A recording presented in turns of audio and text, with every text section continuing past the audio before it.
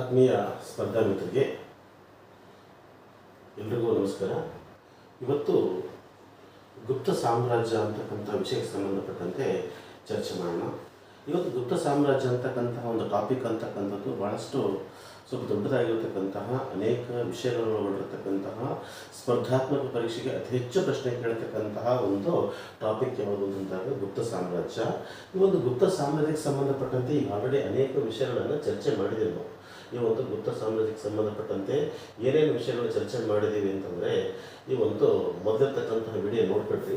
ಗುಪ್ತ ಸಾಮ್ರಾಜ್ಯ ಅಂತಕ್ಕಂಥದ್ದು ಅದರ ಒಂದು ಮೂಲಾಧಾರಗಳ ಬಗ್ಗೆ ಚರ್ಚೆ ಮಾಡಿದ್ವಿ ನಾವು. ಅದು ಮೂಲ ಯಾವುದು, ಮೂಲಾಧಾರಗಳೇನು, ನಂತರ ಇಲ್ಲಿರ್ತಕ್ಕಂತಹ ಗುಪ್ತ ಸಾಮ್ರಾಜ್ಯದ ಕೆಲವೊಬ್ಬ ರಾಜರ ಬಗ್ಗೆ ಚರ್ಚೆ ಮಾಡಿದ್ದೀವಿ. ಈ ಒಂದು ಗುಪ್ತರ ಸಾಮ್ರಾಜ್ಯದ ಸ್ಥಾಪಕ ಶ್ರೀಗುಪ್ತ ಅಂತಕ್ಕಂಥವನು. ಅವನ ನಂತರ ಯಾರು ಅಂತಂದಾಗ ಘಟೋತ್ಕಚ ಅಂತ ಅಧಿಕಾರಿಗೆ ಬರ್ತಾನೆ. ಅದಾದ ಕೂಡಲೇ ಏನಂದಾಗ ಒಂದನೇ ಚಂದ್ರಗುಪ್ತ ಅಂತಕ್ಕಂಥ ಅಧಿಕಾರಿಗೆ ಬರ್ತಾನೆ. ಅದಾದ ಕೂಡಲೇ ಯಾರು ಅಂತಂದಾಗ ಈ ಒಂದು ಸಮುದ್ರಗುಪ್ತ ಅಂತ ಅಧಿಕಾರಕ್ಕೆ ಬರ್ತಾನೆ. ಸಮುದ್ರಗುಪ್ತನ ಬಗ್ಗೆ ಸಂಪೂರ್ಣವಾಗಿರ್ತಕ್ಕಂತಹ ವಿಷಯಗಳನ್ನು ನಾವು ತಿಳ್ಕೊಂಡಿದ್ವಿ. ನೆಕ್ಸ್ಟ್ ಇರ್ತಕ್ಕಂತಹ ಒಂದು ಅಂಶ ಏನು ಅಂತಂದಾಗ ಈ ಒಂದು ಎರಡನೇ ಚಂದ್ರಗುಪ್ತ ಅಂತಕ್ಕಂಥವ್ರು. ಯಾವುದು ಅಂತಂದಾಗ ಎರಡನೇ ಚಂದ್ರಗುಪ್ತ. ಈ ಒಂದು ಎರಡನೇ ಚಂದ್ರಗುಪ್ತ ಅನ್ನೋಕ್ಕಿಂತ ಮುಂಚಿತವಾಗಿ ಈ ಒಂದು ಸಮುದ್ರಗುಪ್ತ ಅಂತಕ್ಕಂತಹ ವ್ಯಕ್ತಿ ಅಧಿಕಾರದ ನಂತರ ಇಲ್ಲಿ ಬಂದಿರತಕ್ಕಂಥವ್ರು ಏನಂದಾಗ ರಾಮಗುಪ್ತ ಅಂತಕ್ಕಂತಹ ಒಬ್ಬ ರಾಜ ಅಧಿಕಾರಕ್ಕೆ ಬರ್ತಾನೆ. ರಾಮಗುಪ್ತ ಅಂತಕ್ಕಂಥವನು. ಈ ಒಂದು ರಾಮಗುಪ್ತ ಅಂತಕ್ಕಂಥವನು ಗುಪ್ತರ ಒಂದು ಆರಂಭಿಕ ಅರಸರಲ್ಲಿಯೇ ಅತ್ಯಂತ ಅಸಮರ್ಥ ಅರಸ ಅಂತ ಕರಿತೀವಿ ನಾವು. ಯಾರನ್ನ? ರಾಮಗುಪ್ತ ಅಂತಕ್ಕಂಥವ್ರು. ಈ ಒಂದು ರಾಮಗುಪ್ತ ಅಂತಕ್ಕಂಥವ್ರು ಗುಪ್ತರ ಈ ಒಂದು ಆರಂಭಿಕ ಅರಸರಲ್ಲಿ ಅಸಮರ್ಥ ಅರಸ ಅಂತಕ್ಕಂಥವ್ರು. ಇವನ ಕಾಲದಲ್ಲಿ ಏನಂತಂದಾಗ ಈ ಒಂದು ಶಕರ ಅರಸ, ಇವನ ಕಾಲ ರಾಮಗುಪ್ತರ ಕಾಲದಲ್ಲಿ ಶಕರ ಅರಸ ರುದ್ರಸೇನ ಅಂತಕ್ಕಂಥವ್ರು ದಾಳಿಯನ್ನು ಮಾಡ್ತಾನೆ. ಶಕರ ಅರಸ ರುದ್ರಸೇನ ದಾಳಿ ಮಾಡ್ತಾನೆ. ಈ ಒಂದು ದಾಳಿಯನ್ನ ನಿಯಂತ್ರಣ ಮಾಡಲಿಕ್ಕೆ ಸಾಧ್ಯ ಆಗಲ್ಲ. ಯಾರಿಂದ ಅಂತಂದಾಗ ರಾಮಗುಪ್ತನಿಂದ ಸಾಧ್ಯ ಆಗಲ್ಲ. ಅದಕ್ಕೋಸ್ಕರ ಏನಂದಾಗ ಪಾಟಲಿಪುತ್ರದ ಮೇಲೆ ದಾಳಿ ಮಾಡಿ ಈ ಒಂದು ರಾಮಗುಪ್ತನ ಹೆಂಡತಿ ಯಾರು ಅಂದಾಗ ಧ್ರುವಳಾ ದೇವಿಯನ್ನ ಈತ ಏನ್ ಮಾಡ್ತಾನೆ ಅಂತಂದಾಗ ಅಪಹರಣ ಮಾಡ್ತಾನೆ. ಯಾರು ಅಂದಾಗ ಈ ಒಂದು ಶಕರ ಅರಸ ರುದ್ರಸೇನ ಅಂತಕ್ಕಂಥದ್ದು ಅಧಿಕಾರಕ್ಕೆ ಈ ಒಂದು ನೋಡ್ತಾನೆ. ಆ ಸಂದರ್ಭದಲ್ಲಿ ರಾಮಗುಪ್ತ ಅಂತಕ್ಕಂಥವ್ನು ವಿಫಲ ಆಗ್ತಾನೆ. ಈ ಒಂದು ರಾಮಗುಪ್ತ ಅಂತಕ್ಕಂಥ ಮರಣಾಪಿನ್ನ ಅಂತಕ್ಕಂತಹ ಪದವನ್ನು ಸಹ ಇತಿಹಾಸದಲ್ಲಿ ಕೊಟ್ಟಿದ್ದಾರೆ. ಈ ಒಂದು ರಾಮಗುಪ್ತ ನಂತರ ಅಧಿಕಾರಕ್ಕೆ ಬಂದಿರತಕ್ಕಂತಹ ವ್ಯಕ್ತಿಯೇ ಯಾರು ಅಂತಂದಾಗ ಎರಡನೇ ಚಂದ್ರಗುಪ್ತ ಅಂತಕ್ಕಂಥವ್ನು. ಈ ಒಂದು ಎರಡನೇ ಚಂದ್ರಗುಪ್ತ ಅಂತಕ್ಕಂಥವನು ಗುಪ್ತ ಸಾಮ್ರಾಟರಲ್ಲಿ ಅತ್ಯಂತ ಪ್ರಮುಖವಾಗಿರತಕ್ಕಂತಹ ಒಬ್ಬ ಸಾಮ್ರಾಟ. ಈ ಒಂದು ಗುಪ್ತರ ಕಾಲವನ್ನ ನಾವು ಸುವರ್ಣಯುಗ ಅಂತ ಕರಿತೇವೆ. ಗುಪ್ತರ ಕಾಲವನ್ನ ಸುವರ್ಣಯುಗ ಅಂತ ಕರಿತೀವಿ. ಗುಪ್ತರ ಯಾರ ಕಾಲವನ್ನ ಸುವರ್ಣಯುಗ ಅಂತ ಕರಿತೀವಿ ಅಂತಂದ್ರೆ ಎರಡನೇ ಚಂದ್ರಗುಪ್ತನ ಕಾಲಾವಧಿಯನ್ನ ನಾವು ಸುವರ್ಣಯುಗ ಅಂತಕ್ಕಂತಹ ಪದವನ್ನು ಬಳಸಿಕೆ ಮಾಡ್ತೀವಿ. ಈ ಒಂದು ಸುವರ್ಣಯುಗ ಅಂತಕ್ಕಂಥದ್ದು ಯಾವ ಕ್ಷೇತ್ರಕ್ಕೆ ಸಂಬಂಧಿಸಿದೆ ಅಂತಂದ್ರೆ ಸಾಹಿತ್ಯ ಕ್ಷೇತ್ರಕ್ಕೆ ಕೊಟ್ಟಿರ್ತಕ್ಕಂಥ ಅಪಾರವಾಗಿರ್ತಕ್ಕಂಥ ಕೊಡುಗೆಗಳು. ಯಾರ ಕಾಲಕ್ಕೆ ಅಂತಂದಾಗ ಎರಡನೇ ಚಂದ್ರಗುಪ್ತನ ಕಾಲದಲ್ಲಿ ಸಾಹಿತ್ಯ ಕ್ಷೇತ್ರಕ್ಕೆ ಕೊಟ್ಟಿರ್ತಕ್ಕಂಥ ಅಪಾರವಾಗಿರ್ತಕ್ಕಂಥ ಕೊಡುಗೆಗಳನ್ನ ಆಧರಿಸಿ ಗುಪ್ತರ ಕಾಲವನ್ನ ಸುವರ್ಣಯುಗ ಅಂತ ಕರಿತೀವಿ ನಾವು. ಅದೇ ರೀತಿಯಾಗಿ ಮೊಘಲರ ಕಾಲವನ್ನು ಸಹ ಏನಂತಂದಾಗ ಸುವರ್ಣಯುಗ ಅಂತ ಕರಿತೀವಿ ನಾವು. ಮೊಘಲರ ಕಾಲದಲ್ಲಿ ಯಾವ ಅರಸರ ಕಾಲಾವಧಿಯನ್ನ ಸುವರ್ಣಯುಗ ಅಂತ ಕರಿತೀವಿ ಅಂತಂದ್ರೆ ಅಲ್ಲಿ ಶಹಜಹಾನ್ ಕಾಲವನ್ನ, ಯಾರು ಅಂದಾಗ ಮೊಘಲರಲ್ಲಿ ಶಹಜಹಾನ್ ಕಾಲವನ್ನ ಸುವರ್ಣಯುಗ ಅಂತ ಕರಿತೀವಿ. ಈ ಒಂದು ಶಹಜಹಾನ್ನ ಯಾವ ಕ್ಷೇತ್ರಕ್ಕೆ ಕೊಟ್ಟಿರ್ತಕ್ಕಂಥ ಅಥವಾ ಮೊಘಲರ ಯಾವ ಕ್ಷೇತ್ರಕ್ಕೆ ಕೊಟ್ಟಿರ್ತಕ್ಕಂಥ ಕೊಡುಗೆಗಳನ್ನ ಆಧರಿಸಿ ಮೊಘಲರ ಕಾಲವನ್ನ ಸುವರ್ಣಯುಗ ಅಂತ ಕರಿತೀವಿ ಅಂತಂದ್ರೆ ಅಲ್ಲಿ ವಾಸ್ತುಶಿಲ್ಪಕ್ಕೆ ಸಂಬಂಧಪಟ್ಟಂತೆ ಈ ಒಂದು ಸುವರ್ಣಯುಗ ಅಂತ ಕರಿತೀವಿ. ಅದೇ ರೀತಿಯ ಗುಪ್ತರ ಕಾಲದ ಸಾಹಿತ್ಯದ ಬೆಳವಣಿಗೆಯನ್ನ ಸುವರ್ಣಯುಗ ಅಂತ ಕರಿತೀವಿ ನಾವು. ಅದೇ ರೀತಿಯಾಗಿ ಎರಡನೇ ಚಂದ್ರಗುಪ್ತ ಅಂತಕ್ಕಂಥವನು ಇನ್ನೊಂದು ಹೆಸರು ಇರ್ತೇವೆ, ವಿಕ್ರಮಾದಿತ್ಯ ಅಂತಕ್ಕಂತಹ ಪದವನ್ನು ಸಹ ಈ ಒಂದು ಎರಡನೇ ಚಂದ್ರಗುಪ್ತ ಬಳಕೆ ಮಾಡಲಾಗಿದೆ. ಮೆಹರೇವಸ್ತ್ ಎಂಬ ಶಾಸನದಲ್ಲಿ ಈತನ ಹೆಸರನ್ನ ವಿಕ್ರಮಾದಿತ್ಯ ಅಂತಕ್ಕಂಥ ಪದವನ್ನು ಸಹ ಅಲ್ಲಿ ಬಳಕೆ ಮಾಡಲಾಗಿದೆ. ಈ ಒಂದು ಎರಡನೇ ಚಂದ್ರಗುಪ್ತನ ಕಾಲಾವಧಿ ಅಂತಕ್ಕಂಥದ್ದು ಕ್ರಿಸ್ತ ಶಕ 380ರಿಂದ 414. ಎರಡನೇ ಚಂದ್ರಗುಪ್ತನ ಕಾಲಾವಧಿ 380ರಿಂದ 414. ಈತ ಅಧಿಕಾರಕ್ಕೆ ಬಂದ ತಕ್ಷಣವೇ ಏನ್ ಮಾಡ್ತಾರಂದಾಗ ಆವಂತಿಯ ಮೇಲೆ ದಾಳಿಯನ್ನ ಮಾಡ್ತಾರೆ. ಅಧಿಕಾರಕ್ಕೆ ಬಂದ ತಕ್ಷಣವೇ ಆವಂತಿಯ ಮೇಲೆ ದಾಳಿ ಮಾಡ್ತಾರೆ. ಈ ಒಂದು ಆವಂತಿಯ ಮೇಲೆ ದಾಳಿ ಮಾಡಲಿಕ್ಕೆ ಮುಖ್ಯವಾಗಿರ್ತಕ್ಕಂಥ ಕಾರಣ ಏನಂದಾಗ ಈ ಒಂದು ಶಕರ ಅರಸ, ಶಕರು ಅಂತಕ್ಕಂಥವ್ರು ಆವಂತಿಯನ್ನು ಆಳ್ವಿಕೆ ಮಾಡ್ತಾರೆ. ಶಕರು ಅಂತಕ್ಕಂಥದ್ದು ಶಕರು ಅಂತಕ್ಕಂಥವ್ರು ಆವಂತಿಯನ್ನ ಆಳ್ವಿಕೆ ಮಾಡ್ತಿರ್ತಾರೆ. ಆವಂತಿಯಲ್ಲಿರ್ತಕ್ಕಂತಹ ಶಕರು ಅಲ್ಲಿರ್ತಕ್ಕಂಥ ರಾಜ ಯಾರು ಅಂತಂದಾಗ ರುದ್ರಸೇನ ಅಂತಕ್ಕಂಥವ್ರು. ಈ ರುದ್ರಸೇನ ಅಂತಕ್ಕಂಥವ್ರು ಇದಕ್ಕಿಂತ ಮೊದಲು ಚಂದ್ರಗುಪ್ತನಿಗಿಂತ ಮೊದಲಿರ್ತಕ್ಕಂಥ ಅವರ ಸಹೋದರ ರಾಮಗುಪ್ತನ ಮೇಲೆ ದಾಳಿ ಮಾಡಿದ್ದ. ರಾಮಗುಪ್ತನ ಮೇಲೆ ದಾಳಿ ಮಾಡಿ ಅಂತಂದಾಗ ಮುಖ್ಯವಾಗಿ ಬಂದಾಗ ಆತನ ಹೆಂಡತಿ ಧ್ರುವಳ ದೇವಿಯನ್ನು ವಶಪಡಿಸಿಕೊಂಡಿದ್ದ. ಅದಕ್ಕೋಸ್ಕರನೇ ಈತ ಅಧಿಕಾರಕ್ಕೆ ಬಂದ ತಕ್ಷಣವೇ ಈ ಒಂದು ಆವಂತಿಯ ಮೇಲೆ ದಾಳಿಯನ್ನು ಮಾಡ್ತಾರೆ. ಆವಂತಿಯ ದಾಳಿ, ಈ ಒಂದು ಆವಂತಿಯ ಮೇಲೆ ದಾಳಿ ಮಾಡಿ ಅಲ್ಲಿ ಮುಖ್ಯವಾಗಿ ರುದ್ರಸೇನನ್ನ ಸೋಲಿಸ್ತಾನೆ. ರುದ್ರಸೇನನನ್ನ ಈತ ಏನ್ ಮಾಡ್ತಾನೆ, ಸೋಲಿಸ್ತಾನೆ. ಸೋಲಿಸಿ ಏನ್ ಮಾಡ್ತಾನೆ ಅಂದಾಗ ಈತನನ್ನ ಕೊಂದಾಕ್ತಾನೆ. ಈ ಕೊಂದಾಕಿ ಏನ್ ಮಾಡ್ತಾನೆ ಅಂದಾಗ ಈತ ಒಂದು ಬಿರುದನ್ನ ಪಡಿತಾನೆ. ಏನು ಅಂತಂದಾಗ ಶಕಾರಿ ಅಂತಕ್ಕಂತಹ ಬಿರುದನ್ನ ಪಡಿತಾನೆ. ಈ ಒಂದು ಗುಪ್ತ ಅರಸರಲ್ಲಿ ಯಾರಿಗೆ ಶಕಾರಿ ಅಂತಕ್ಕಂತಹ ಬಿರುದು ಇತ್ತು ಅಂತಂದ್ರೆ ಎರಡನೇ ಚಂದ್ರಗುಪ್ತ. ಯಾಕೆ ಅಂತಂದಾಗ ಶಕರ ಅರಸ ರುದ್ರಸೇನನ್ನ ಕೊಂದು ಈತ ಶಕಾರಿ ಅಂತಕ್ಕಂತಹ ಬಿರುದನ್ನು ಪಡಿತಾನೆ. ಈ ರೀತಿಯಾಗಿ ಅವನನ್ನು ಸೋಲಿಸಿ ಈತ ಈ ಒಂದು ಆವಂತಿಯನ್ನ ತನ್ನ ಅಧೀನಕ್ಕೆ ತಗೊಂತಾನೆ. ಆವಂತಿಯ ರಾಜಧಾನಿ ಉಜ್ಜಯಿನಿಯನ್ನ ವಶಪಡಿಸ್ಕೊಂತಾನೆ. ಆವಂತಿಯ ರಾಜಧಾನಿ ಉಜ್ಜಯಿನಿ ವಶಪಡಿಸ್ಕೊಂತಾನೆ. ಈ ಒಂದು ಉಜ್ಜಯಿನಿಯನ್ನ ತನ್ನ ಎರಡನೇ ರಾಜಧಾನಿ ಮಾಡ್ಕೊಳ್ತಾನೆ. ಉಜ್ಜಯಿನಿಯನ್ನ ತನ್ನ ಎರಡನೇ ರಾಜಧಾನಿ. ಸೇಮ್ ಇದರಂಗೆ ಈ ಒಂದು ಕನಿಷ್ಕ ಅಂತಕ್ಕಂಥವ್ನು ಯಾಕೆ ಇದನ್ನು ಹೇಳ್ತಾ ಇದ್ದಾರೆ ಅಂದಾಗ ಇದೇ ರಿಲೇಟೆಡ್ನೇ ಪ್ರಶ್ನೆ ಕೇಳ್ತಾರೆ. ಈ ಒಂದು ಕುಶಾಂದ್ರ ಪ್ರಸಿದ್ಧವಾಗಿರತಕ್ಕಂಥ ಅರಸ ಕನಿಷ್ಕ ಅಂತಕ್ಕಂಥವನು ತನ್ನ ದಾಳಿಯ ಸಂದರ್ಭದಲ್ಲಿ ಮೊಗದದ ಮೇಲೆ ದಾಳಿ ಮಾಡಿರ್ತಾನೆ. ಮೊಗದದ ಮೇಲೆ ದಾಳಿ ಮಾಡಿ ಪಾಟಲಿಪುತ್ರ ಮತ್ತು ಮಥುರ ವಶಪಡಿಸ್ಕೊಂಡು ಮಥುರವನ್ನು ಏನು ಮಾಡ್ತಾನೆ ಅಂದಾಗ ಎರಡನೇ ರಾಜಧಾನಿ ಮಾಡ್ಕೊಂಡಿರ್ತಾನೆ. ಈತ ಏನು ಮಾಡ್ತಾನೆ ಅಂದಾಗ ಉಜ್ಜಯಿನಿಯನ್ನು ವಶಪಡಿಸ್ಕೊಂಡು ಉಜ್ಜಯಿನಿಯನ್ನು ತನ್ನ ಎರಡನೇ ರಾಜಧಾನಿ ಮಾಡ್ಕೊಳ್ತಾನೆ. ಈ ಒಂದು ಎರಡನೇ ರಾಜಧಾನಿ ಮಾಡ್ಕೊಂಡು ಇಲ್ಲಿ ಮುಖ್ಯವಾಗಿ ಈ ಒಂದು ಧ್ರುವಳಾದೇವಿಯನ್ನು ವಶಪಡಿಸ್ಕೊಳ್ತಾನೆ. ಧ್ರುವಳ ದೇವಿಯನ್ನ ವಶಪಡಿಸ್ಕೊಂತಾನೆ. ಈ ಧ್ರುವಳ ದೇವಿಯನ್ನ ಬಿಡುಗಡೆಗೊಳಿಸಿ ಧ್ರುವಳಾದೇವಿಯನ್ನ ಏನ್ ಮಾಡ್ತಾರೆ ಅಂದಾಗ ವಿವಾಹವಾದ ಅಂತಕ್ಕಂತಹ ಪದವನ್ನು ಕೇಳ್ತಾರೆ. ಈ ಒಂದು ಧ್ರುವಳಾದೇವಿಯನ್ನ ವಿವಾಹವಾಗ್ತಾನೆ.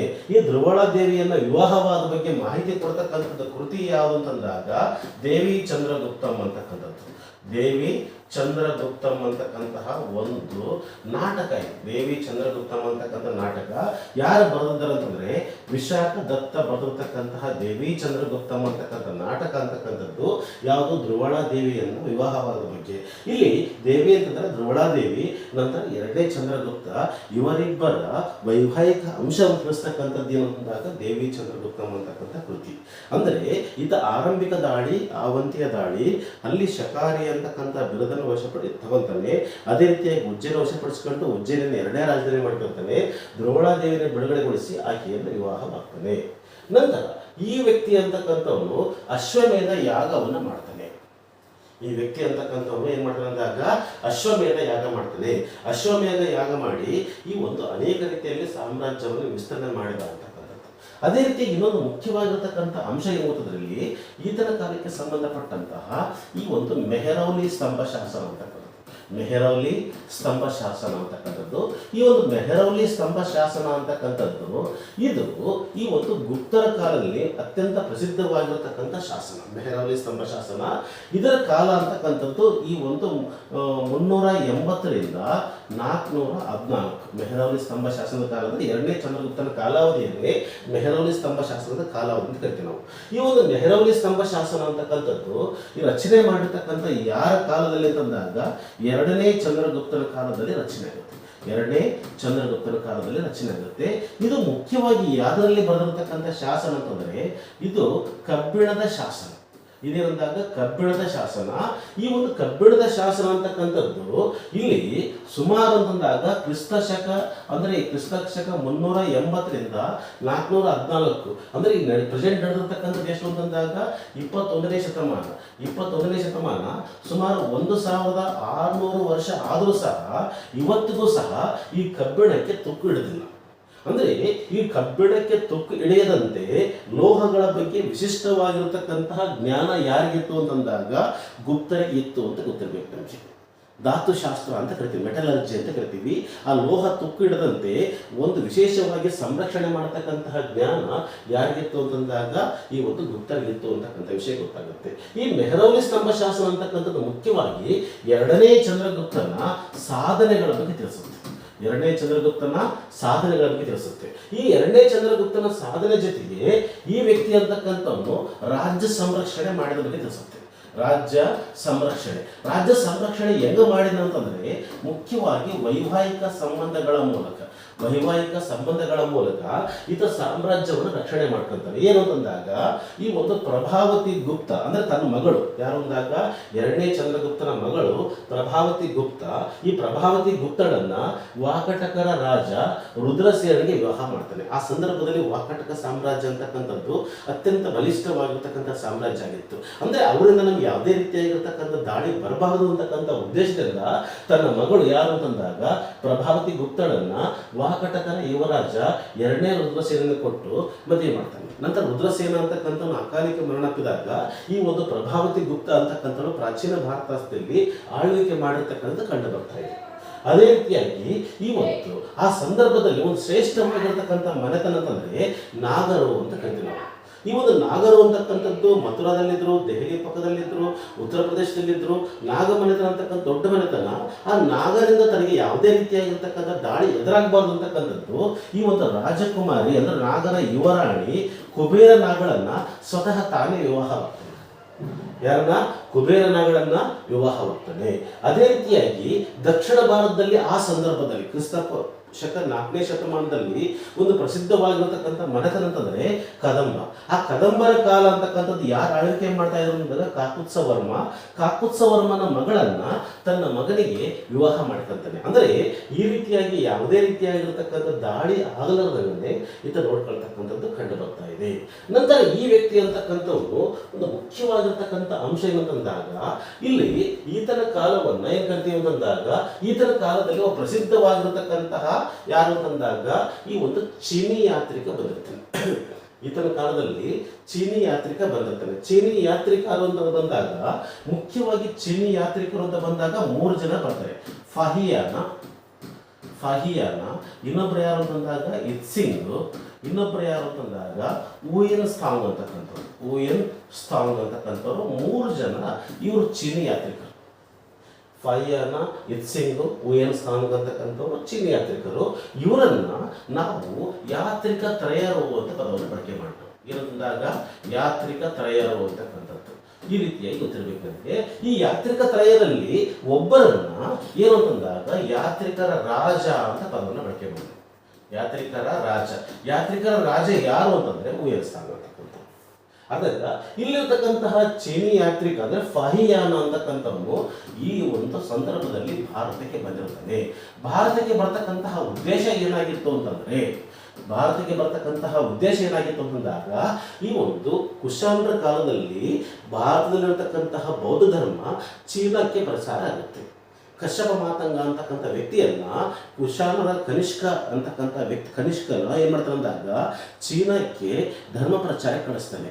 ಆ ವ್ಯಕ್ತಿ ಅಂತಕ್ಕಂಥವನು ಚೀನಾದಲ್ಲಿ ಏನ್ ಮಾಡ್ತಾನೆ ಧರ್ಮ ಪ್ರಚಾರ ಮಾಡ್ತಾನೆ. ಅದೇ ರೀತಿಯಾಗಿರುವಾಗ ಅನೇಕ ಚೀನಿ ಭಾಷೆಗೆ ಬೌದ್ಧ ಧರ್ಮದ ಗ್ರಂಥಗಳನ್ನ ಭಾಷಾಂತರ ಮಾಡ್ತಾನೆ. ಈ ರೀತಿಯಾಗಿ ಬೌದ್ಧ ಧರ್ಮ ಚೀನಾದಲ್ಲಿ ಏನಾಗುತ್ತೆ ಪ್ರಚಾರ ಆಗುತ್ತೆ.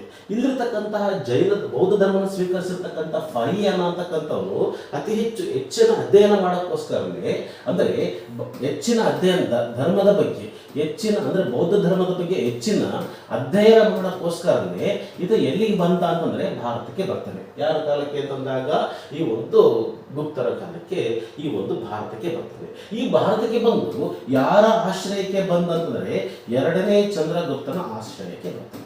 ಎರಡನೇ ಚಂದ್ರಗುಪ್ತನ ಕಾಲಕ್ಕೆ ಈತ ಏನ್ ಅಂತಂದಾಗ ಪಾಟಲಿಪುತ್ರಕ್ಕೆ ಭೇಟಿ ಕೊಡ್ತಾನೆ.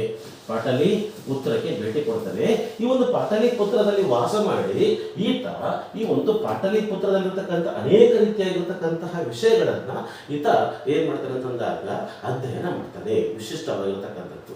ಅದೇ ರೀತಿಯಾಗಿ ಈತ ತನ್ನ ಎಲ್ಲಾ ವಿಚಾರಗಳನ್ನ ಒಂದು ಕೃತಿಯಾಗಿ ಉಲ್ಲೇಖ ಮಾಡ್ತಾನೆ. ಒಂದು ಕೃತಿ ಯಾವುದು ಅಂತಂದಾಗ ಹಿ ಅಂತಕ್ಕಂತಹ ಕೃತಿಯಲ್ಲಿ ಈ ಒಂದು ಅಧ್ಯಯನ ಮಾಡಿರ್ತಕ್ಕಂಥ ಕಂಡು ಬರ್ತಾ ಇದೆ.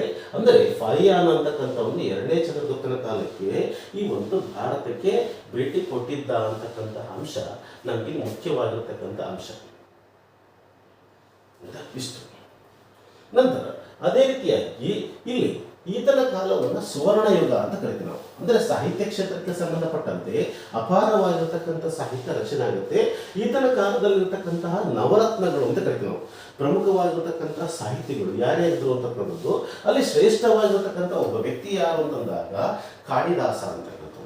ಈ ಕಾಳಿದಾಸ ಅಂತಕ್ಕಂಥವ್ರು ಏನಂದಾಗ ಅನೇಕ ನಾಟಕಗಳನ್ನು ಬರೀತಾರೆ. ಅದರಲ್ಲಿ ಮುಖ್ಯವಾಗಿ 3 ನಾಟಕಗಳು ಅಂತಂದಾಗ ಒಂದು ಮಾಳವಿಕಾಗ್ನಿ ಮಿತ್ರ ಅಂತಕ್ಕಂಥದ್ದು ಈತನ ಆರಂಭಿಕ ನಾಟಕ. ಈ ಮಾಳವಿಕಾಗ್ನಿ ಮಿತ್ರ ಅಂತಕ್ಕಂಥದ್ದು ಇಬ್ಬರ ಬಗ್ಗೆ ತಿಳಿಸುತ್ತೆ. ಯಾರು ಅಂತಂದಾಗ ಮಾಳವಿಕ, ಇನ್ನೊಬ್ರು ಯಾರು ಅಂತಂದಾಗ ಅಗ್ನಿಮಿತ್ರ ಅಂತಕ್ಕಂಥ. ಮಾಳವಿಕ, ಇನ್ನೊಬ್ರು ಯಾರು ಅಂತಂದಾಗ ಅಗ್ನಿಮಿತ್ರ ಅಂತಕ್ಕಂಥ. ಮಾಳವಿಕ, ಅಗ್ನಿಮಿತ್ರ. ಈ ಮಾಳವಿಕ ಅಂತಕ್ಕಂಥವ್ರು ವಿದರ್ಭದ ರಾಜಕುಮಾರಿ, ಅಗ್ನಿಮಿತ್ರ ಅಂತಕ್ಕಂಥವನು ಶೃಂಗರ ರಾಜಕುಮಾರ. ಇವರಿಬ್ಬರ ಮಧ್ಯೆ ಇರತಕ್ಕಂತಹ ಪ್ರೇಮ ಪ್ರಸಂಗವನ್ನು ತಿಳಿಸ್ತಕ್ಕಂತಹ ಕೃತಿ ಯಾವುದು ಅಂತಂದಾಗ ಮಾಳವಿಕಾಗ್ನಿಮಿತ್ರ ಅಂತಕ್ಕಂಥದ್ದು. ಅದೇ ರೀತಿಯಾಗಿ ಇನ್ನೊಂದು ಪ್ರಮುಖವಾಗಿರತಕ್ಕಂತಹ ಒಂದು ಕೃತಿ ಯಾವುದು ಅಂತಂದಾಗ ವಿಕ್ರಮ ಊರ್ವಶಿಯಂ ಅಂತಕ್ಕಂಥದ್ದು. ಇಲ್ಲಿ ಇಬ್ಬರು ಬರ್ತಾರೆ, ವಿಕ್ರಮ ಮತ್ತು ಊರ್ವಶಿ ಅಂತಕ್ಕಂಥ. ವಿಕ್ರಮ ಮತ್ತು ಊರ್ವಶಿ ಅಂತಕ್ಕಂತಹ ಇವರಿಬ್ಬರ ಬಗ್ಗೆ ಪ್ರೇಮ ಪ್ರಸಂಗವನ್ನು ತಿಳಿಸ್ತಕ್ಕಂಥ ಪುರುರಾಜ ಅಂತಕ್ಕಂಥವರ ವಿಕ್ರಮ ಮತ್ತು ಊರ್ವಶಿಯ ಬಗ್ಗೆ ತಿಳಿಸ್ತಕ್ಕಂಥದ್ದು. ಇನ್ನೊಂದು ಯಾವುದಾಗ ನಾಟಕ ಅಭಿಜ್ಞಾನ ಶಾಕುಂತಲ ಅಂತಕ್ಕಂತಹ ಒಂದು ನಾಟಕ. ದುಷ್ಯಂತ ಮಹಾರಾಜ ಮತ್ತು ಶಾಕುಂತಲೆ ಮಧ್ಯೆ ಇರತಕ್ಕಂತಹ ಒಂದು ಪ್ರೇಮ ಪ್ರಸಂಗ ತಿಳಿಸ್ತಕ್ಕಂತಹ ಒಂದು ಕೃತಿ ಯಾವುದು ಅಂದಾಗ ಈ ಥರ ನಾಟಕಗಳು. ಅದೇ ರೀತಿಯಾಗಿ ಈತನ 2 ಮಹಾಕಾವ್ಯಗಳು ಬರ್ತವೆ. ಯಾವುದು ಅಂತಂದಾಗ ಒಂದು ರಘುವಂಶ, ಇನ್ನೊಂದು ಯಾವುದು ಅಂತಂದಾಗ ಕುಮಾರ ಸಂಭವ ಅಂತಕ್ಕಂಥದ್ದು. ಇದಕ್ಕೆ ಸಂಬಂಧಪಟ್ಟಂತೆ 2 ಮಹಾಕಾವ್ಯಗಳು ಬರ್ತವೆ. 2 ಮಹಾಕಾವ್ಯಗಳಲ್ಲಿ ಅಂತಂದಾಗ ಕುಮಾರ ಸಂಭವ ಅಂತಕ್ಕಂಥದ್ದು ಮುಖ್ಯವಾಗಿ ತಿಳಿಸ್ತಕ್ಕಂಥದ್ದು ಏನಂದಾಗ ಕಾರ್ತಿಕೇಯನ ಜನನದ ಬಗ್ಗೆ ತಿಳಿಸುತ್ತೆ. ಕಾರ್ತಿಕೇಯನ ಜನನ. ಇಲ್ಲಿ ಕಾರ್ತಿಕೇಯ ಅಂತಂದ್ರೆ ಶಿವಪಾರ್ವತಿಯರ ಸಮ್ಮಿಲನ ನಂತರ ಒಬ್ಬ ದೇವತೆ ಹುಡ್ತಾರೆ. ಯಾರು ಅಂದಾಗ ಕಾರ್ತಿಕೇಯ. ಈ ಕಾರ್ತಿಕೇಯನ ಜನನದ ಬಗ್ಗೆ ತಿಳಿಸ್ತಕ್ಕಂಥದ್ದು ಯಾವುದು ಅಂತಂದಾಗ ಕುಮಾರ ಸಂಭವ ಅಂತಕ್ಕಂಥ ಕೃತಿ. ಅದೇ ರೀತಿಯಾಗಿ ರಘುವಂಶ ಅಂತ ಬರುತ್ತೆ. ರಘುವಂಶ ಅಂತಕ್ಕಂಥದ್ದು ಮುಖ್ಯವಾಗಿರುವಂದಾಗ ಇಲ್ಲಿ ಸಂಸ್ಕೃತದ ಒಂದು ಶ್ರೇಷ್ಠವಾಗಿರತಕ್ಕಂಥ ಮಹಾಕಾವ್ಯ ಅಂತ ಕರಿತೀವಿ ನಾವು. ಸಂಸ್ಕೃತದ ಶ್ರೇಷ್ಠವಾಗಿರ್ತಕ್ಕಂತಹ ಮಹಾಕಾವ್ಯ. ಇದಿರತಕ್ಕಂಥದ್ದು ಎಲ್ಲವಷ್ಟು ಕಾಳಿದಾಸನ ಎಲ್ಲ ಕೃತಿಗಳು ಯಾವ ಭಾಷೆಯಲ್ಲಿ ಇದಾವೆ ಅಂತಂದ್ರೆ ಸಂಸ್ಕೃತ ಭಾಷೆಯಲ್ಲಿ. ಅಲ್ಲಿ ಮುಖ್ಯವಾಗಿ 2ನೇ ಚಂದ್ರಗುಪ್ತನ ಕಾಲದಲ್ಲಿ ಅಥವಾ ಗುಪ್ತರ ಕಾಲದಲ್ಲಿರ್ತಕ್ಕಂಥ ಎಲ್ಲ ಸಾಹಿತ್ಯ ಅಂತಕ್ಕಂಥದ್ದು ಅಭಿವೃದ್ಧಿ ಹೊಂದಿರತಕ್ಕಂಥದ್ದು ಎಲ್ಲಿ ಅಂತಂದಾಗ ಸಂಸ್ಕೃತದಲ್ಲಿ ಅಂತ ಗೊತ್ತಿರಬೇಕು ನಮಗೆ. ಅದೇ ರೀತಿಯಾಗಿ ಕಾಳಿದಾಸನ ಕವನ ಸಂಕಲನಗಳು ಅಂತ ಬರ್ತವೆ. ಕಾಳಿದಾಸನ ಕವನ ಸಂಕಲನಗಳು ಒಂದು ಸೇತುಬಂಧ, ಋತು ಸಂಹಾರ, ಇನ್ನೊಂದು ಯಾವುದು ಅಂತಂದಾಗ ಮೇಘದೂತ ಅಂತಕ್ಕಂಥದ್ದು. ಇದು ಸಾಹಿತ್ಯಕ್ಕೆ ಸಂಬಂಧಪಟ್ಟಂತೆ ನವರತ್ನಗಳಲ್ಲಿ ಒಬ್ಬನಾಗಿರತಕ್ಕಂಥ ಕಾಳಿದಾಸ. ಈ ಕಾಳಿದಾಸನನ್ನ ಕವಿರತ್ನ ಕಾಳಿದಾಸ ಅಂತ ಕರೀತಾರೆ. ಅದೇ ರೀತಿ ಕಾಳಿದಾಸನನ್ನ ಈತನ ಕೊಟ್ಟಿರ್ತಕ್ಕಂಥ ಸಾಹಿತ್ಯಿಕ ಕೊಡುಗೆಯಿಂದ ಈತನನ್ನ ಭಾರತದ ಶೇಕ್ಸ್ಪಿಯರ್ ಅಂತಕ್ಕಂಥ ಪದವನ್ನು ಸಹ ಬಳಕೆ ಮಾಡಿ, ಕಾಳಿದಾಸನಿಗೆ ಭಾರತದ ಶೇಕ್ಸ್ಪಿಯರ್ ಅಂತಕ್ಕಂಥ ಪದವನ್ನು ಬಳಕೆ ಮಾಡೋದು ಗೊತ್ತಾಗುತ್ತೆ. ನಂತರ ಈತನ ಕಾಲದಲ್ಲಿರತಕ್ಕಂತಹ ಇನ್ನಿತರವಾಗಿರತಕ್ಕಂತಹ 8 ಜನ ಒಂದು ವಿದ್ವಾಂಸರಂದಾಗ ಧನ್ವಂತರಿ ಅಂತ ಬರ್ತಾನೆ. ಈ ಧನ್ವಂತರಿ ಅಂತಕ್ಕಂಥವನು ಆಯುರ್ವೇದ ನಿಘಂಟನ್ನ ಬರ್ತಾನೆ. ಆಯುರ್ವೇದ ವೈದ್ಯಶಾಸ್ತ್ರದ ಒಂದು ವಿಶಿಷ್ಟವಾಗಿರತಕ್ಕಂಥ ಕೃತಿ ಯಾವುದು ಅಂತಂದಾಗ ಧನ್ವಂತರಿ ಅಂತಕ್ಕಂಥದ್ದು. ಇವತ್ತಿಗೂ ಸಹ ಆಯುರ್ವೇದಕ್ಕೆ ಸಂಬಂಧಪಟ್ಟಂತೆ ಅನೇಕ ರೀತಿಯಾಗಿರ್ತಕ್ಕಂಥ ಸಾಧನೆ ಮಾಡಿರ್ತಕ್ಕಂಥ ವ್ಯಕ್ತಿಗಳಿಗೆ ಧನ್ವಂತರಿ ಪ್ರಶಸ್ತಿ ಕೊಡೋದು ಕಂಡು ಬರ್ತಾ ಇದೆ. ಅದೇ ರೀತಿಯಾಗಿ ಕ್ಷಪಣಿಕ ಅಂತ ಬರ್ತಾನೆ. ಈ ಕ್ಷಪಣಿಕ ಅಂತಕ್ಕಂಥವನು ಜ್ಯೋತಿಷ್ಯ ಶಾಸ್ತ್ರವನ್ನು ಬರೀತಾನೆ. ಕ್ಷಪಣಿಕ ಅಂತಕ್ಕಂಥವನು ಜ್ಯೋತಿಷ್ಯ ಶಾಸ್ತ್ರವನ್ನ. ಸಿಂಹ ಅಂತಕ್ಕಂಥವನು ಇದು ಅಮರಕೋಶ ಅಂತಕ್ಕಂಥದ್ದು. ಅಮರಕೋಶ ಅಂತಕ್ಕಂಥದ್ದು ಇದೊಂದು ಶಬ್ದಕೋಶ, ನಿಘಂಟು ಅಂತ ಗೊತ್ತಿರುತ್ತೆ. ಶಬ್ದಕೋಶ ಅಂದರೆ ನಿಘಂಟನ ರಚನೆ ಮಾಡ್ತಾನೆ ಅಂತಕ್ಕಂಥದ್ದು.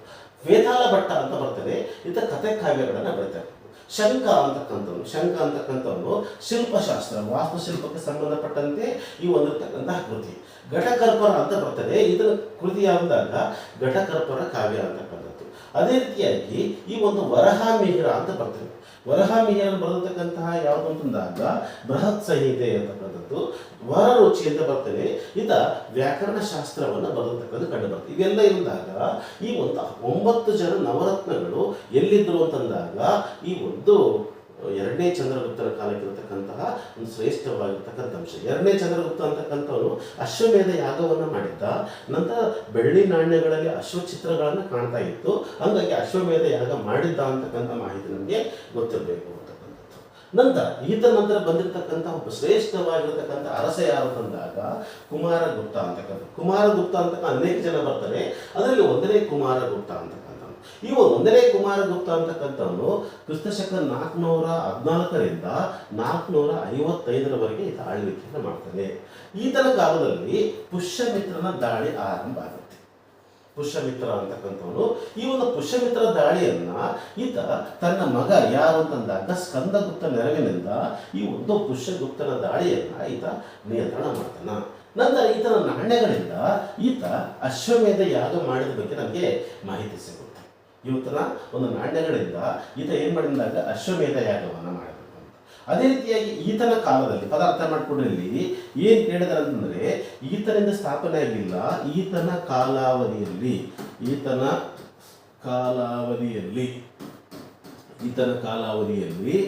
ಮುಖ್ಯವಾಗಿ ಎಲ್ಲಿಂದಾಗ ಬಿಹಾರ ಯಾರ ಆಳ್ವಿಕೆ ಒಳಪಟ್ಟಿತ್ತು ಅಂತಂದ್ರೆ ಕುಮಾರಗುಪ್ತನ ಆಳ್ವಿಕೆ ಒಳಪಟ್ಟಿತ್ತು. ಆ ಬಿಹಾರದಲ್ಲಿ ಒಂದು ಯಾವ ಪ್ರದೇಶದಂದಾಗ ನಳಂದ ಅಂತಕ್ಕಂಥ ಪ್ರದೇಶದಲ್ಲಿ ಒಂದು ವಿಶ್ವವಿದ್ಯಾಲಯ ಸ್ಥಾಪನೆ ಆಗುತ್ತೆ. ಅಂದ್ರೆ ಈತನ ಕಾಲಾವಧಿಯಲ್ಲಿ ನಳಂದ ವಿಶ್ವವಿದ್ಯಾಲಯ ಸ್ಥಾಪನೆ ಆಗುತ್ತೆ. ಜಗತ್ ಪ್ರಸಿದ್ಧವಾಗಿರತಕ್ಕಂತಹ ನಳಂದ ವಿಶ್ವವಿದ್ಯಾಲಯ ಯಾರಿಂದ ಸ್ಥಾಪನೆ ಆಯಿತು ಅಂತಂದಾಗ ಒಬ್ಬ ಶ್ರೀಮಂತ ವ್ಯಾಪಾರಿ ಸ್ಥಾಪನೆ ಮಾಡಿರ್ತಕ್ಕಂಥ ವ್ಯಕ್ತಿ ಯಾರು ಅಂದಾಗ ಒಬ್ಬ ಶ್ರೀಮಂತ ವ್ಯಾಪಾರಿ, ಅವನ ಹೆಸರು ಏನು ಅಂತಂದಾಗ ಸಕಾರಾದಿತ್ಯ ಅಂತಕ್ಕಂಥವನು 3 ವಿಹಾರಗಳನ್ನು ಕಟ್ಟಿಸ್ತಾನೆ. ಆ ರೀತಿಯಾಗಿ 3 ವಿಹಾರಗಳೊಂದಿಗೆ ಈ ಒಂದು ವಿಶ್ವವಿದ್ಯಾಲಯ ಸ್ಥಾಪನೆ ಆಗುತ್ತೆ. ನಂತರದ ಗುಪ್ತ ಅರಸರು, ನಂತರ ವರ್ಧನರು ಈ ವಿಶ್ವವಿದ್ಯಾಲಯಕ್ಕೆ ಧನ ಸಹಾಯ ಮಾಡಿ ದೊಡ್ಡದಾಗಿರತಕ್ಕಂಥ ವಿಶ್ವವಿದ್ಯಾಲಯ ಸ್ಥಾಪನೆ ಆಗಲಿಕ್ಕೆ ಕಾರಣೀಕರ್ತರಾಗ್ತಕ್ಕಂಥದ್ದು ಕಂಡು ಬರ್ತಾ ಇದೆ. ಅಕಸ್ಮಾತ್ ಆಗಿ ಇಲ್ಲಿ ಏನಾದರೂ ಕೆಲವು ಪ್ರಶ್ನೆ ಪತ್ರಿಕೆಯಲ್ಲಿ ಏನಂದಾಗ ಅಲ್ಲಿ ಕೊಟ್ಟಿರ್ತಾರೆ ಆಪ್ಷನ್ ಏನಂದಾಗ ನಳಂದ ವಿಶ್ವವಿದ್ಯಾಲಯ ಯಾರಿಂದ ಸ್ಥಾಪನೆ ಆಗಿದೆ ಅಂತ ಕೊಟ್ಟಿರ್ತಾರೆ. ಅಲ್ಲಿ ಸಕಾರಾದಿತ್ಯ ಇಲ್ಲ ಅಂತಂದ್ರೆ ಯಾರು ಕರೆಕ್ಟ್ ಆನ್ಸರ್ ಅಂತಂದ್ರೆ ಕುಮಾರಗುಪ್ತ ಅಂತಕ್ಕಂಥದ್ದು ಸರಿಯಾಗಿರ್ತಕ್ಕಂಥ ಉತ್ತರ ಅಂತ ಗೊತ್ತಿರಬೇಕು ನಮಗೆ. ನಂತರ ಇಲ್ಲಿ ಸ್ಕಂದಗುಪ್ತ ಅಂತ ಬರ್ತದೆ. ಈ ಸ್ಕಂದಗುಪ್ತ ಅಂತಕ್ಕಂಥವನು ಗುಪ್ತರ ಶ್ರೇಷ್ಠ ಅರಸರಲ್ಲಿ ಕೊನೆಯವನು. ಸ್ಕಂದಗುಪ್ತ ಅಂತಕ್ಕಂಥವನು ಗುಪ್ತರ ಶ್ರೇಷ್ಠ ಅರಸರಲ್ಲಿ ಈತ ಕೊನೆಯ ವ್ಯಕ್ತಿ ಯಾರು ಅಂದಾಗ ಈ ಒಂದು ಸ್ಕಂದಗುಪ್ತ ಅಂತ. ಈತನ ಕಾಲಾವಧಿ 455ರಿಂದ 465. ಇನ್ನೊಂದು ಸ್ವಲ್ಪ ಗೊತ್ತಿರ್ಬೇಕು ನಿಮಗೆ, ಈ ಒಂದು ಯಾಕೆ ಕುಮಾರಗುಪ್ತನಿಗೆ ಇರತಕ್ಕಂತಹ ಬಿರುದು ಏನು ಅಂತಂದಾಗ ಮಹೇಂದ್ರಾದಿತ್ಯ ಅಂತಕ್ಕಂಥ ಬಿರುದು. ಕುಮಾರಗುಪ್ತನಿಗೆ ಇರತಕ್ಕಂಥ ಬಿರುದು ಏನಂದಾಗ ಮಹೇಂದ್ರಾದಿತ್ಯ ಅಂತಕ್ಕಂತಹ ಬಿರುದು ಇರತಕ್ಕಂಥದ್ದು ಕಂಡು ಬರ್ತಾ ಇದೆ. ಅದೇ ರೀತಿಯಾಗಿ ಈತನ ಕಾಲದಲ್ಲಿ ಮುಖ್ಯವಾಗಿ ಅಂದಾಗ ಈ ಒಂದು ಭಾರತದಲ್ಲಿ ಮುಖ್ಯವಾಗಿ ಅಂದಾಗ ಈ ಒಂದು ವಿದೇಶಿ ದಾಳಿಗಳು ಅಂತ ಗೊತ್ತಿರ್ಬೇಕು ನಿಮಗೆ. ಭಾರತದಲ್ಲಿ ವಿದೇಶಿ ದಾಳಿಗಳು ಅಂತ ಬಂದಾಗ ಇಲ್ಲಿ ಮುಖ್ಯವಾಗಿ ಭಾರತಕ್ಕೆ ದಾಳಿಗಳ ಆರಂಭ ಆಗಿರತಕ್ಕಂಥದ್ದು ಎಲ್ಲಿ ಅಂತಂದಾಗ ಭಾರತಕ್ಕೆ ಈ ಭಾಗದಿಂದ ದಾಳಿಗಳು ಆರಂಭ ಆಗ್ತದೆ. ಯಾವ ಭಾಗ ಅಂತಂದ್ರೆ ಯಾವ ಪ್ರಾಂತ ಯಾವ ಭಾಗ ಅಂತ ಕರಿತೀವಿ ನಾವು, ಈ ಒಂದು ವಾಯವ್ಯದ ಮೂಲಕನೇ ಭಾರತಕ್ಕೆ ದಾಳಿಗಳು ಆರಂಭ ಆಗ್ತವೆ. ಭಾರತದ ಮೇಲೆ ಮೊದಲು ದಾಳಿ ಮಾಡಿರ್ತಕ್ಕಂಥ ವ್ಯಕ್ತಿಗಳು ಯಾರು ಅಂತಂದಾಗ ಮುಖ್ಯವಾಗಿ ಈ ಒಂದು ಪರ್ಷಿಯನ್ನರು ಅಂತಕ್ಕಂಥದ್ದು ಮೊದಲು ದಾಳಿ ಮಾಡ್ತಾರೆ. ಯಾರಂದಾಗ ಪರ್ಷಿಯನ್ನರು ಅಂತಕ್ಕಂಥದ್ದು ದಾಳಿ ಮಾಡ್ತಾರೆ. ಅದೇ ರೀತಿ ಎರಡನೇದಾಗಿ ದಾಳಿ ಮಾಡಿರ್ತಕ್ಕಂಥ ವ್ಯಕ್ತಿ ಯಾರು ಅಂತಂದಾಗ ಗ್ರೀಕರು ಅಂತ ಬರ್ತಾರೆ. ಅಲೆಕ್ಸಾಂಡರ್ ಅಂತಕ್ಕಂಥ ದಾಳಿ ಮಾಡ್ತಾರೆ. ಎಲ್ಲಿಂದ ಬರ್ತಾರೆ? ಹಿಂಗೆ ಬರ್ತಾರೆ. ಅದಾದ ಕೂಡಲೇ ನೆಕ್ಸ್ಟ್ ದಾಳಿ ಮಾಡಿರ್ತಕ್ಕಂಥವ್ರು ಯಾರು ಅಂತಂದಾಗ ಶಕರು, ನಂತರ ಈ ಒಂದು ಪಾರ್ಥಿಯನ್ನರು, ನಂತರ ಈ ಒಂದು ಸಿಥಿಯನ್ನರು, ಅದಾದ ಕೂಡಲೇ ಕುಶಾನರು. ಇವರೆಲ್ಲ ಎಲ್ಲಿಂದ ಬರ್ತಾರೆ ಅಂತಂದ್ರೆ ವಾಯವ್ಯ ಭಾಗದಿಂದ ಬರ್ತಾರೆ. ಅದಾದ ಕೂಡಲೇ ನೆಕ್ಸ್ಟ್ ಬಂದಿರತಕ್ಕಂಥ ವ್ಯಕ್ತಿಗಳು ಯಾರು ಅಂತಂದಾಗ ಹೂಣರು ಅಂತ ಕರೀತಾರೆ. ಹೂಣರು ಅಂತಕ್ಕಂಥದ್ದು ಭಾರತದ ಮೇಲೆ ದಾಳಿ ಮಾಡ್ತಾರೆ. ಈ ಒಂದು ಹೂಣರು ಅಂತಕ್ಕಂಥದ್ದು ಎಲ್ಲಿಂದ ಬಂದರು ಅಂತಂದಾಗ ಮಧ್ಯ ಏಷ್ಯಾದಿಂದ ಬರ್ತಾರೆ. ಎಲ್ಲಿಂದ ಬರ್ತಾರೆ ಅಂದಾಗ ಮಧ್ಯ ಏಷ್ಯಾದಿಂದ ಭಾರತದ ಮೇಲೆ ದಾಳಿ ಮಾಡ್ತಾರೆ. ಹೂಣರ ದಾಳಿ ಯಾರ ಕಾಲಕ್ಕೆ ಆರಂಭ ಆಗುತ್ತೆ ಅಂದಾಗ ಸ್ಕಂದಗುಪ್ತನ ಕಾಲಕ್ಕೆ ಆರಂಭ ಆಗುತ್ತೆ. ಹೂಣರ ನಂತರ ಭಾರತದ ಮೇಲೆ ದಾಳಿ ಮಾಡಿರ್ತಕ್ಕಂಥ ಯಾರು ಅಂತಂದಾಗ ಅರಬ್ಬರು ಅಂತ ಬರ್ತಾರೆ, ಮೊಹಮ್ಮದ್ ಬಿನ್ ಕಾಸಿಂ. ಅದಾದ ಕೂಡಲೇ ಯಾರು ಅಂತಂದಾಗ ಟರ್ಕರು ಅಂತ ಬರ್ತಾರೆ. ಯಾರು ಅಂತಂದಾಗ ಮೊಹಮ್ಮದ್ ಗಜ್ನಿ ಮತ್ತು ಮೊಹಮ್ಮದ್ ಗೋರ್ ಅಂತಕ್ಕಂಥ ವ್ಯಕ್ತಿ, ಟರ್ಕರು ಅಂತ ಕರಿತೀವಿ ನಾವು. ಅದಾದ ಕೂಡಲೇ ಯಾರು ಅಂತಂದಾಗ ಈ ಒಂದು ಮಂಗೋಲರು ಅಂತ ಬರ್ತಾರೆ. ಮಂಗೋಲರು ಅಂತ ಬಂದಾಗ ಅಲ್ಲಿರ್ತಕ್ಕಂಥ ಇಬ್ಬರು ಬರ್ತಾರೆ. ಯಾರು ಅಂತಂದಾಗ ಟರ್ಕರ್ ನಂತರ ಮಂಗೋಲರು ಅಂತ ಬರ್ತಾರೆ. ಮಂಗೋಲರಲ್ಲಿ ಇರ್ತಕ್ಕಂಥ ಇಬ್ಬರು ದಾಳಿಕೋರರು ಅಂತಂದಾಗ ಒಬ್ಬ ಚಂಗೀಸ್ ಖಾನು, ಇನ್ನೊಬ್ಬಕ್ಕೆ ಯಾರು ಅಂತಂದಾಗ ತೈಮೂರ್ ಅಂತಕ್ಕಂಥವ್ನು. ಒಬ್ಬ ಚಂಗೀಸ್ ಖಾನು, ಇನ್ನೊಬ್ಬನ ಯಾರು ಅಂತಂದಾಗ ತೈಮೂರ್ ಅಂತಕ್ಕಂಥವನು. ಅದಾದ ಕೂಡಲೇ ದಾಳಿ ಮಾಡಿರ್ತಕ್ಕಂಥ ವ್ಯಕ್ತಿ ಯಾರು ಅಂತಂದಾಗ ಅಫ್ಘನ್ನರು ಅಂತಕ್ಕಂಥ ಭಾರತ ಮೇಲೆ ದಾಳಿ ಮಾಡ್ತಾರೆ. ಅಹಮದ್ ಶಾ ಅಬ್ದಾಲಿ ಅಂತಕ್ಕಂಥವ್ನು. ಅಹಮದ್ ಶಾ ಅಬ್ದಾಲಿ ಅಂತಕ್ಕಂಥವ್ನು ಏನಂದಾಗ ಭಾರತದ ಮೇಲೆ ದಾಳಿ ಮಾಡ್ತಕ್ಕಂಥದ್ದು. ಅಂದರೆ ಎಲ್ಲ ದಾಳಿಗಳು ಆರಂಭ ಆಗಿರ್ತಕ್ಕಂಥ ಎಲ್ಲಿಂದ ಅಂತಂದಾಗ ಈ ವಾಯು ಭಾಗದಲ್ಲಿರ್ತಕ್ಕಂಥ 2 ಕಣಿವೆಗಳು ಬರ್ತವೆ, ಖೈಬರ್ ಮತ್ತು ಬೋಲಾನ್ ಅಂತಕ್ಕಂಥ ಕಣಿವೆಗಳು. ಆ ಕಣಿವೆಗಳ ಮೂಲಕನೇ ಭಾರತ ಮೇಲೆ, ಅಂದರೆ ಮುಖ್ಯವಾಗಿ ಸ್ವತಂತ್ರ ಪೂರ್ವದಲ್ಲಿ ಭಾರತ ಮೇಲೆ ಎಷ್ಟು ದಾಳಿಯಾಗಿದೆ ಅವೆಲ್ಲವೂ ಇಲ್ಲಿಂದಾಗ ಬಹುತೇಕವಾಗಿ ಆಗಿರತಕ್ಕಂಥದ್ದು. ನಂತರ ಈ ಅರಬ್ಬರು ಇಲ್ಲಿಂದ ಬರ್ತಾರೆ, ಅದು ಸೆಕೆಂಡ್ರಿ. ಬಟ್ ಇವೆಲ್ಲ ಏನಂದಾಗ ಈ ದಾಳಿಗಳು ಅಂತಕ್ಕಂಥದ್ದು ನಮಗೆ ಗೊತ್ತಿರಬೇಕು ಅಂತಕ್ಕಂಥದ್ದು. ಅರ್ಥ ಆಯ್ತಾ? ನೆಕ್ಸ್ಟ್ ಇಲ್ಲಿ ಮುಖ್ಯವಾಗಿ ನಮಗೆ ಬೇಕಾಗಿರ್ತಕ್ಕಂಥ ವಿಷಯ ಇರುವಾಗ ಊಣರ ದಾಳಿ ಆರಂಭ ಆಗುತ್ತೆ. ಈ ಊಣರ ದಾಳಿ ಅಂತಕ್ಕಂಥದ್ದು ಸ್ಕಂದಗುಪ್ತನ ಕಾಲದಲ್ಲಿ ಮಧ್ಯದೇಶದ ಊಣರು ಇದರ ಮೇಲೆ ದಾಳಿ ಮಾಡ್ತಾರೆ. ಈ ಊಣರ ದಾಳಿಯಲ್ಲಿ ಈ ದಾಳಿಯನ್ನ ನಿಯಂತ್ರಣ ಮಾಡಿದ ಬಗ್ಗೆ ಯಾರು ಅಂತಂದಾಗ ಸ್ಕಂದಗುಪ್ತ ಅಂತಕ್ಕಂಥ ಸಮರ್ಥ ಅರಸ ಈ ಊಣರ ದಾಳಿಯನ್ನು ನಿಯಂತ್ರಣ ಮಾಡಿದ. ಚಿತಾರಿ ಶಾಸ್ತ್ರದಲ್ಲಿ ಚಿತಾರಿ ಸ್ತಂಭ ಶಾಸನ ಅಂತ ಬರುತ್ತೆ, ಅದರಲ್ಲಿ ಈ ದಾಳಿಯನ್ನು ನಿಯಂತ್ರಣ ಮಾಡಿದ ಬಗ್ಗೆ ನಮಗೆ ಮಾಹಿತಿ ಸಿಗುತ್ತೆ. ಅದೇ ರೀತಿಯಾಗಿ ಈತನ ಸಂಬಂಧಪಟ್ಟಂತೆ ಈತನ ಸ್ಕಂದಗುಪ್ತನ ಸೌರಾಷ್ಟ್ರದ ರಾಜ್ಯಪಾಲ ಯಾರು ಅಂತಂದಾಗ ಪರ್ಣದತ್ತನ ಮಗ ಏನಂದಾಗ ಚಕ್ರಫಲಿತ ಅಂತಕ್ಕಂಥವನು ಈತ ಸುದರ್ಶನ ಸರೋವರವನ್ನ ದುರಸ್ತಿಗೊಳಿಸ್ತಾನೆ. ಇಲ್ಲಿ ಬೇಕಾಗಿರತಕ್ಕಂಥದ್ದು ಏನು ಅಂತಂದಾಗ ಇಲ್ಲಿ ಸುದರ್ಶನ ಸರೋವರ ಅಂತ ಬರುತ್ತೆ. ಸುದರ್ಶನ ಸರೋವರ ಅಂತಕ್ಕಂಥದ್ದು. ಈ ಸುದರ್ಶನ ಸರೋವರ ಅಂತ ಬಂದಾಗ ಈ ಸುದರ್ಶನ ಸರೋವರದ ಬಗ್ಗೆ ತಿಳಿಸ್ತಕ್ಕಂಥ ಶಾಸನ ಯಾವುದು ಅಂತಂದಾಗ ಗಿರ್ನಾರ್ ಶಾಸನ ಅಂತಕ್ಕಂಥದ್ದು. ಗಿರ್ನಾರ್ ಶಾಸನ ಅಥವಾ ಇದನ್ನ ಜುನಾಗಢ್ ಶಾಸನ ಅಂತ ಕರಿತೀವಿ ನಾವು. ಜುನಾಗಢ್ ಶಾಸನ ಅಂತಕ್ಕಂಥದ್ದು. ಈ ಜುನಾಗಢ್ ಶಾಸನ ಹೊಡಿಸಿರ್ತಕ್ಕಂಥ ವ್ಯಕ್ತಿ ಯಾರು ಅಂತಂದಾಗ ಶಕರ ಯಾರು ಅಂತಂದಾಗ ರುದ್ರಧಾಮ ಅಂತಕ್ಕಂಥವ್ನು. ಶಕರ ಯಾರು ಅಂದಾಗ ರುದ್ರಧಾಮ ಅಂತಕ್ಕಂಥವನು ಜುನಾಗಢ್ ಶಾಸನ ಹೊಡಿಸ್ತಾನೆ. ಕ್ರಿಸ್ತ ಶಕ 150ರಲ್ಲಿ ಈ ಶಾಸನ ಹೊಡಿಸ್ತಾನೆ. ಈ ಶಾಸನದಲ್ಲಿ ಏನ್ ತಿಳಿಸುತ್ತೆ ಅಂತಂದಾಗ ಸುದರ್ಶನ ಸರೋವರದ ಬಗ್ಗೆ ತಿಳಿಸುತ್ತೆ. ಸುದರ್ಶನ ಸರೋವರ ಅಂತಕ್ಕಂಥದ್ದು ಹೆಂಗ ರಚನೆ ಆಯಿತು ಅಂತಂದ್ರೆ ಇಲ್ಲಿ ಮುಖ್ಯವಾಗಿ ಎಲ್ಲಿಂದ ಅಂತಂದಾಗ ಚಂದ್ರಗುಪ್ತ ಮೌರ್ಯನಿಂದ ಸ್ಟಾರ್ಟ್ ಆಗುತ್ತೆ. ಚಂದ್ರಗುಪ್ತ ಮೌರ್ಯ ಈ ಚಂದ್ರಗುಪ್ತ ಮೌರ್ಯನ ಕಾಲದಲ್ಲಿ ಚಂದ್ರಗುಪ್ತನ ಮೌರ್ಯನ ಮುಖ್ಯವಾಗಿ ಗುಜರಾತ್ ಅಥವಾ ಸೌರಾಷ್ಟ್ರದ ರಾಜ್ಯಪಾಲ ಯಾರು ಅಂತಂದಾಗ ಪುಷ್ಯಗುಪ್ತ ಅಂತಕ್ಕಂಥವ್ರು. ಯಾರು ಅಂತಂದಾಗ ಪುಷ್ಯಗುಪ್ತ ಅಂತಕ್ಕಂಥವ್ರು ಏನ್ ಮಾಡ್ತಾರೆ ಅಂದಾಗ ಈ ನದಿಯ ಒಂದಕ್ಕೆ ಕಟ್ಟೆ ಕಟ್ಟಿ ಸುದರ್ಶನ ಸರೋವರ ನಿರ್ಮಾಣ ಮಾಡ್ತಾರೆ. ನದಿಗೆ ಏನ್ ಮಾಡ್ತಾನೆ ಅಡ್ಡಲಾಗಿ ಕಟ್ಟೆ ಕಟ್ಟಿ ಸುದರ್ಶನ ಸರೋವರ ಯಾರು ನಿರ್ಮಾಣ ಮಾಡ್ತಾರೆ ಅಂದಾಗ ಪುಷ್ಯಗುಪ್ತ ಮಾಡ್ತಾನೆ. ಅದಾದ ಕೂಡ ನೆಕ್ಸ್ಟ್ ಬಂದಿರತಕ್ಕಂಥ ಅರಸ ಯಾರು ಅಂದಾಗ ಅಶೋಕ ಅಂತಕ್ಕಂಥವ್ರು. ಯಾರು ಅಂದಾಗ ಅಶೋಕನ ಕಾಲದಲ್ಲಿ ಅದೇ ಗುಜರಾತ್ನ ರಾಜ್ಯಪಾಲ ತುಷ್ಯಪ ಅಂತಕ್ಕಂಥವ್ರು. ಯಾರು ಅಂತಂದಾಗ ತುಷ್ಯಪ. ಈ ತುಷ್ಯಪ ಏನ್ ಮಾಡ್ತಾನೆ ಅಂದಾಗ ಈ ಸರೋವರಕ್ಕೆ ಏನ್ ಮಾಡ್ತಾನೆ ಅಂದಾಗ ಕಾಲುವೆ ಮಾಡ್ತಾನೆ. ಅದಾದ ಕೂಡ ನೆಕ್ಸ್ಟ್ ಯಾರು ಅಂತಂದಾಗ ಶಕರ ಕಾಲದಲ್ಲಿರ್ತಕ್ಕಂತಹ ರುದ್ರಧಾಮ ಅಂತಕ್ಕಂಥವನು ಈ ರುದ್ರಧಾಮನ ಮಂತ್ರಿ ಅವನ ಹೆಸರು ಸುವಿಶಾಖ ಅಂತಕ್ಕಂಥವ್ನು. ಈ ಸುವಿಶಾಖ ಏನ್ ಮಾಡ್ತಾನೆ ಅಂದಾಗ ಇದನ್ನ ದುರಸ್ತಿಗೊಳಿಸ್ತಾನೆ. ಅದೇ ರೀತಿಯಾಗಿ ನೆಕ್ಸ್ಟ್ ಬರ್ತಕ್ಕಂಥ ಯಾರು ಅಂತಂದಾಗ ಗುಪ್ತ ಅರಸರಲ್ಲಿ ಸ್ಕಂದಗುಪ್ತ ಅಂತಕ್ಕಂಥವ್ನು. ಈ ಸ್ಕಂದಗುಪ್ತನ ಮಂತ್ರಿ ಯಾರು ಅಂತಂದಾಗ ಪರ್ಣದತ್ತ ಅಂತಕ್ಕಂಥವ್ನು. ಈ ಪರ್ಣದತ್ತನ ಮಗ ಯಾರು ಅಂದಾಗ ಚಕ್ರಫಲಿತ ಅಂತಕ್ಕಂಥವ್ನು ಇದನ್ನ ಸಂಪೂರ್ಣವಾಗಿ ಏನ್ ಮಾಡ್ತಾನೆ ಅಂದಾಗ ದುರಸ್ತಿಗೊಳಿಸ್ತಾನೆ. ಅಂದ್ರೆ ಸುದರ್ಶನ ಸರೋವರಕ್ಕೆ ಸಂಬಂಧಪಟ್ಟಂತೆ ಯಾವ್ಯಾವ ರಾಜರು ನಮಗೆ ಸಂಬಂಧಪಟ್ಟಿದ್ದಾರೆ ಅಂತಂದ್ರೆ ಚಂದ್ರಗುಪ್ತ ಮೌರ್ಯ, ಅಶೋಕ, ರುದ್ರಧಾಮ, ಸ್ಕಂದಗುಪ್ತ. ಈ ರೀತಿಯಾಗಿ ನಮಗೆ ವಿಷಯ ಗೊತ್ತಿರಬೇಕು. ಅಂದರೆ ಇಲ್ಲಿರ್ತಕ್ಕಂತಹ ಯಾರು ಅಂತಂದಾಗ ಸ್ಕಂದಗುಪ್ತನ ಕಾಲದಲ್ಲಿ ಸುದರ್ಶನ ಸರೋವರ ದುರಸ್ತಿ ಆಯಿತು. ಯಾರು ಅಂತಂದಾಗ ಅವನ ರಾಜ್ಯಪಾಲ ಪರ್ಣದತ್ತನ ಮಗ ಚಕ್ರಫಲಿತ ಅಂತಕ್ಕಂಥವನು ಸುದರ್ಶನ ಸರೋವರವನ್ನ ಇದು ಮಾಡ್ತಾನೆ. ಆಮೇಲೆ ಇದರಿಗಿರ್ತಕ್ಕಂತಹ ಬಿರುದು ಏನಂದಾಗ ಲಾರ್ಡ್ ಆಫ್ 100 ಥಿಂಗ್ಸ್ ಅಂತ ಕರಿತೀವಿ ನಾವು. 100 ಕದನಗಳ ನಾಯಕ ಅಂತ ಕರಿತೀವಿ ನಾವು. ನಂತರ ಇಲ್ಲಿ ಬಂದಿರತಕ್ಕಂತಹ ಅಂಶ ಏನು ಅಂತಂದ್ರೆ ಈತನ ಕಾಲಕ್ಕೆ ಸಂಬಂಧಪಟ್ಟಂತೆ ಈ ಊಣರ ದಾಳಿ ಅಂತ ಬರುತ್ತೆ.